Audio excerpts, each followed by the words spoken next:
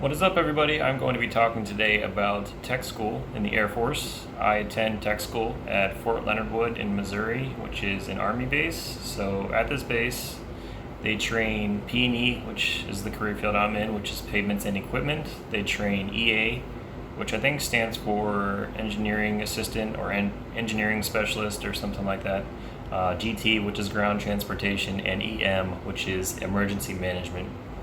For those of you that don't know, Fort Leonard Wood is smack dab in the middle of Missouri. It's near almost nothing. That's why they call it Fort Lost in the Woods. I call it Fort Leonard Weird, along with some other people. If you come here, you'll see why. This base is interesting because it's an Army base. So we were told when we got here that there are 30,000 other troops on this base, and there's only around 250 to 300 Air Force. So for the most part, you're going to be seeing a lot of Army, Marines. The Navy barracks or I don't know what they call theirs, but we call ours dorms. Army calls theirs barracks. We're all in the same rooms, from what I understand. We all have like the same dorm setup, but I don't know what Navy calls theirs, quarters or something like that. But yeah, Navy is right next to us as well. So we see Navy all the time. We see Army. We see Marines. I think Coast Guard are here somewhere too. They must be in a different area because I don't recall seeing them anywhere. And yeah, so tech school, how it works here is there are 3 phases. So phase 1, phase 2, and phase 3. So when you come in, obviously you're going to be phase 1. In order to, I don't know what you would call it, like move up to phase 2, you would need to get 2 room inspections. So when they come in, they're just kind of looking for things such as your bed being made, your room is clean, you have a 341 on your bed, you have a 341 on like your TV or your Xbox, anything of value that you have out, that you have your lock on your security door, that your windows are locked, your windows are closed, stuff like that, like general cleanliness for the most part. So once you pass 2 of those, your grades are, I think you have to be above, I think you just have to be passing. I don't know if it's passing or over 80%, but I think it's actually over 80%, so you have to be over 80%. And if you are, then you can put in an application to move up to phase 2.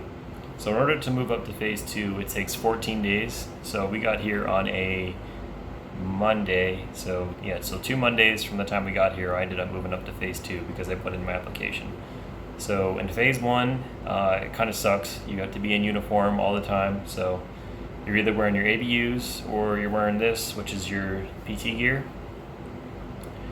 And that's during the whole day. You have to wear those all the time. Obviously, if you're in your dorm, I'm sure if they came and checked on you, you might get in trouble, but you pretty much can't wear civilian clothes outside of your dorm, which sucks big time.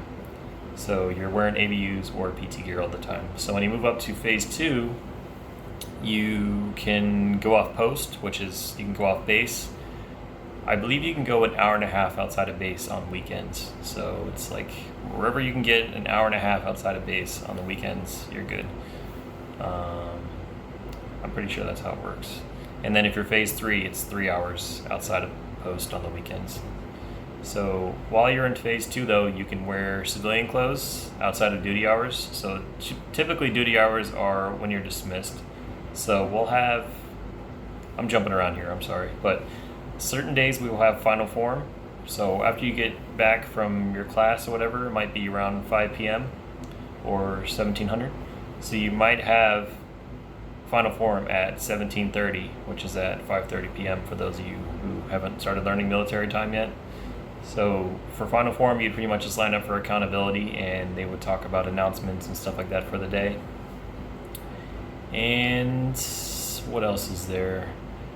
So yeah, after final form, you would be able to wear like your civilian clothes. So I would typically, once final form was over, I would change real quick in civilian clothes and I would like go to the gym, or if some friends and I were going out to eat or something like that, I would be in civilian clothes as well. So phase 2 is awesome when you get it, and I'm glad it's only 14 days for you to get it. Every tech school is different. So our liaison is Shepherd. So I'm assuming our base is pretty similar to theirs because they're kind of in charge of us. So I don't know. Every base is different when you guys go for tech school. So it might be completely different from what we do. So in phase 3, it takes 28 days from the time you hit phase 2, I believe. I think that's right. So it's like 14 days to get to phase 2. And then once you get to phase 2, 28 days after that, you can get phase 3. So I don't know, I might be confusing this, but somewhere around there. So basically like a month out from the time you get phase 2, you can get phase 3. So when you get phase 3, it's pretty cool because you can go 3 hours outside of base on the weekends. You don't have a curfew anymore, so your curfew for phase 2 is, I believe it's midnight on the weekends. So you got to be back before midnight because they come in and do NCOD, and NCOD is where they have some people from CQ, so it's other airmen in training, and then a NCO, and they will go room to room, and they will check inside of your rooms to make sure you're there if you are phase 1 or phase 2, and you have to leave out your CAT card. So they come in and they check those to make sure you're there and that your CAT card is there, and then if you're not there, you're in big trouble. So unless you have like a weekend pass or something like that got approved. I'd have to do like a whole nother video to explain how that works, but yeah, unless you don't have a weekend pass, you have to be in your room before midnight if you're phase 1 or phase 2 on the weekends. So how PT works while you're in tech school, for us we have PTs on Tuesday. We have PT on Tuesday, Thursdays, and Sunday. So on Tuesdays and Thursdays, PT starts at 4:45 a.m., which is not fun at all. It's super early because typically we have final form the day before PT. So by the time final form's over, it's already like 1800, and you still have to study. And then like if you want to go to the gym or something, it's like you have to try to find that balance of studying, sleeping, and doing things that you want to do. So for a while, especially for me in some of my harder blocks, like all I would do is go from final form, study, and then just take my shower and go to bed. Like it was very routine for a while there. But outside of that, Tuesdays, it's kind of like they do like a lot of circuit training on Tuesdays. So they would have us go to like the parking lot at CQ, and we would just do like laps. Like they would have different groups. They'd have like group 1, group 2, group 3, group 4, group 5. So each group would be doing something different. So one group might be running around the parking lot. Another group might be doing push-ups. Another group might be doing sit-ups or crunches. So it's different. It depends on what they want to do. Thursdays are PT tests. They're always PT tests. So they're not official per se because they're not like measuring your waist and stuff like that, and they're not making you wear like the ankle trackers like they do at BMT. But Thursdays are always PT tests. So, and if you don't, that's another thing you need to phase up as well. You have to pass your PT test. And if you fail your PT test, they put you on remedial PT, and then you have to wake up at 4:45 like 5 days a week till you pass your next PT test. So you don't want that. That sucks big time. And then Sundays are they call them Sunday fun days. So typically for those, unless you guys are in trouble or a lot of people are failing your PT tests. So we got ours taken away a few weeks ago, but we have it now. But on Sundays, we just go out to it's like this track up the street from us, and they have like a track there. They got pull-up bars. They got like areas where people play football and basketball. We were playing ultimate frisbee for a while too. It's pretty cool. So you kind of just go do what you want. And then when you come back, you have to do a GI party, which is I think it stands for General Inspection Party. So that's where you come in, and there's a whiteboard out in your dorm, what would you call it? Like your dorm hallways, and it has the duties for each room. So like for our room, for example, we're in charge of like the day room. So the day room is like the little lounge area for our floor. So we have to clean that. But everybody has duties, and then you have to get dismissed by a rope. So yeah, that's sometimes it's usually pretty quick though. Like you'll get back from PT probably about 8:40, 8:30, 8:45, somewhere in there. And then you do your GI party for like 10-15 minutes. You guys get everything cleaned, and then you have to get dismissed by a rope. Sometimes in MTI we'll have to come through and dismiss you, and that takes forever. But yeah, when you get dismissed by rope, then you're done. You're good for the night. So how it works with ropes is there is a green rope, a yellow rope, a teal rope, and a white rope, a black rope, and then a red rope. So the green, yellow, and red ropes, those are actually in your chain of command. So if someone's a green rope, they can actually pull your 341. So they're kind of in charge of they call them airman leaders. So they're in your chain of command, and yeah, they can get you in trouble for sure. So just depends on how they want to be. Like some of them are a lot more strict than others. And then yellow rope is the next tier of green rope, and then red rope is the next tier of yellow rope. Now red rope is really hard to get. We've only had one red rope since I've been here, and she left a while ago. She left like almost 2 months ago. So you don't get them very, at least at this base, they're not very common. Black rope is kind of like the drill rope. So they're the ones who take the flags down and put the flags back up in the mornings and afternoons. And they also do like some other stuff with the honor guard, I think. I don't know much about black ropes. I didn't attend any of the meetings or anything. The teal ropes, they're the ones who work with SARC. So that's like for the sexual assault stuff. And you can also go to them and talk about things. So say someone's been bullying you or, things like that. Like you can go to them, and if you're having like an issue with someone like at your schoolhouse, like an instructor or another airman, then you can go there and talk to them, and they'll help set you up with like the SARC people and all that. And yeah, I don't know much about them either, I'm sorry. But the white ropes are the ones who work with the chaplains, so you'll have those at BMT also. And yeah, that's about as far as it goes for the ropes. What else is there? So we talked about PT. Schoolhouses, at least how it works for our schoolhouse is I'll make a whole nother video about how it works for the P&E schoolhouse, but schoolhouses have different blocks. So you'll have these for our schoolhouse we had 9 different blocks, and each block is a certain amount of days. So every block, for 1 through 9, every block except for 5 and 9 were 5 school days. 5 and 9 were 9 school days. So GT is here for how long you can go on the Air Force website and see how long each tech school is, but GT is definitely the shortest one here. So GT is here a little over a month, between like a month and a half. For P&E, we were here probably about 2.5 months, but then we were on detail flight for 2 weeks before we got here, so I've been here for almost 3 months. I actually leave tomorrow. EA is here the longest. Their tech school is super long. I think their tech school is close to 3 months, and EM is very long as well. I think theirs is a little bit shorter than EA. And yeah, there's not, as far as the disciplinarians here, there aren't MTIs anymore. They're called MTLs, and that stands for military training leaders. They're not anything like they are at BMT. They're not going to be screaming at you and stuff like that. They will scold you, and they're the ones you talk to if you get in trouble.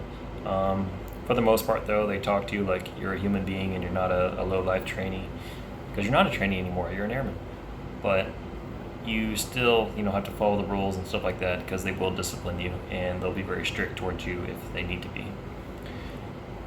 For us, there's like 3 or 4. How many is there? Like 4 or 5 different MTLs. There's not that many at all. That's also why they put in ropes, because obviously if there's 250 to 300 of us and then only like 5 MTLs, it's very hard for them to keep up. So that's why they put ropes in tech school, from what I understand, because you usually go to the ropes first if you have a question, and then if the ropes can't answer it, then they'll go up to the MTLs for you, because a lot of the things can be answered by the ropes, so that way the MTLs don't get overwhelmed with how many people are here. You can get mail while you're at tech school, so they give you an address, so it'll be like for me to be like Airman Michael Corsaro, and then it'll have my job specialty code at the end, and then it'll have like the Air Force CQ address here and stuff like that. So then they'll go pick up your mail, and then they'll have an accountable and an unaccountable mail that you need to go pick up. So for our group here, our squadron here, we have an app called Discord, or I'm sure a lot of you use Discord for other reasons, but here we have a Discord group that we use, and they'll post on there. They'll be like, all right, these people from P&E have mail, so you have to go pick up your mail by a certain time. Otherwise, you get a 341 pulled if you don't get your mail that day and you go the next day. So yeah, that's a thing. How graduation works here. So I don't know how it works for other schools, but for us, we just graduated yesterday. So it's nothing like BMT graduation. I think only 2 people had family there out of our group. So you go into this room at CQ, and it's super quick. It's like 15 minutes. So they basically just talk about a little bit about your job and what it means to get your occupational badge onto your ABUs, which goes, wait, left side. Yeah, so right above US Air Force, you'll have like your occupational badge, your 3 level for graduating tech school. So you'll go through there and they'll present you guys your certificates. They'll present the honor grad people, and then they'll also present your distinguished grad if you have one. So in order to get honor grad, you have to get over 90% GPA. You can't have any washbacks, and I'm sure there's some other stipulations as well. And then to get distinguished grad, you have to have over 95% GPA, and you have to have no PC failures. So PCs are like progress checks, so you take those before you take your block test. So every time you finish like a section in the book, you'll have a PC. So it'll be like a 10-question review. And yeah, I'm sorry if these is like going super long, but this is like one thing is tying it to another. So basically how it works is you have PCs before your block test. Now if you fail, at least for our schoolhouse, if you failed 1 PC, you would get like a warning. 2 PCs would be a written warning. 3 PCs would be like you would be reprimanded. So you'd have mandatory study time for maybe a week or 2 weeks or something like that. And if you failed 4 PCs, then they could wash you back. So I'll talk about that next. So for us, if you got 4 PC washbacks, they would wash you back. So say there's a class coming up and they have an opening, it would be like, okay, great, you would just join the class next that following week. But say there's no classes behind you, or the class behind you is full, and then there's not another class for 3 or 4 weeks. So you could be sitting in detail flight for 2 or 3 weeks before you would even resume where you were in your book. Like, say you failed block 3, you would have to possibly wait 2 or 3 weeks before you would even start again on block 3. So it just don't fail. Like, you're gonna be here forever if you do. If you failed your block test, it would be like almost an immediate washback. From what I understand though, with the other schoolhouses for EM, EA, and GT, I think they're allowed to retake their block tests. And I don't think they wash people back for PC failures. I think that was just P&E.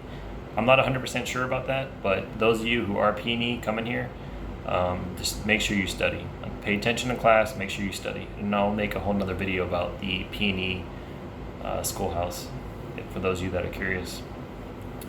And yeah, I was just talking about graduation. So yeah, you get your certificates, and once you get your certificates, assuming you could leave the next day, you're probably already working on your out processing. So when you get your out processing paperwork, they have a checklist of things you need to do. So you'd have to go to, on Army bases, they call it the PX. So it's the BX on Air Force bases. Here it's called the PX. So you'd have to go to the PX, you'd have to get something signed. I think that's like showing that you don't have any money on your star card, you don't owe them any money. You have to go to the library, make sure you don't have any late fees or books checked out still or anything like that. You'd have to make sure you turn in all your supplies. Like, there's a whole list of things you have to do before you can leave. And then once you can leave, assuming you have your orders and all that, then yeah, you just pretty much head out the next day. If you're doing RAP, I don't know how that process works. I'm not doing RAP, I'm going straight to duty. So I'm reserved, so I go straight to duty. So you have to fill out this form, and then they get your airline ticket for you and your itinerary and all that. So for me, I leave tomorrow, and yeah. So other than that, I think I covered everything. Like, this is a longer video. I noticed it's almost going on 20 minutes, but there's like so much stuff to cover in tech school. If you guys want, you can ask me specific questions about tech school, and I can help you guys out the best I can. But yeah, I don't know much about other tech schools. Like I said, the only tech school I know is Fort Leonard Wood. But I'm assuming that it's pretty similar to other tech schools as well. So, alright guys, I hope you enjoyed the video, and like I said, you can leave a question down below in the comments, or you can email it to me, and I will try to cover it in the Q&A video. Thank you.